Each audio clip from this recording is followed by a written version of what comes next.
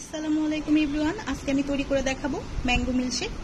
বাইরে এত গরম, আর এই গরমের মধ্যে এই মিল্কশেকটা আপনাদের মন প্রাণ সব খুশি করে দেবে। আশা করবো অবশ্যই ট্রাই করবেন।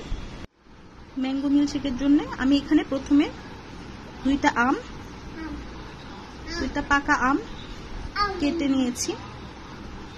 আমগুলোকে আমি ব্লেন্ডারে দিয়ে দিব। এবার এর মধ্যে দিয়ে দিব 2 টেবিল চামচ গুঁড়া দুধ,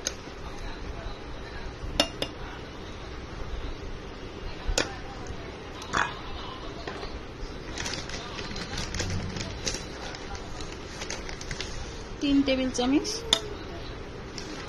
চিনি,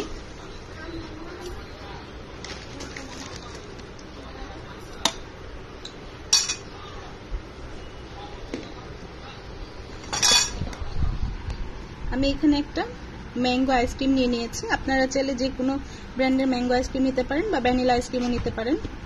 আমি এখানে ম্যাঙ্গো আইসক্রিমটাই দিব।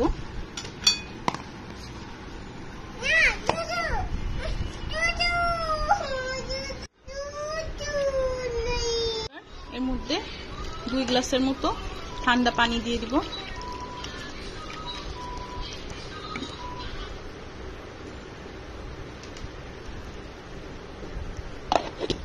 এবার সবগুলো উপকরণ একসাথে ব্লেন্ড করে নেব। তৈরি হয়ে গেল আমাদের ম্যাঙ্গো মিল্কশেক। এবার এটাকে পরিবেশন করব। কাঁচের গ্লাসে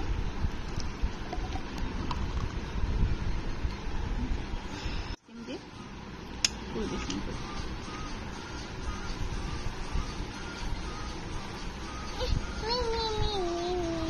তৈরি হয়ে গেল আমাদের ম্যাঙ্গো মিল্কশেক।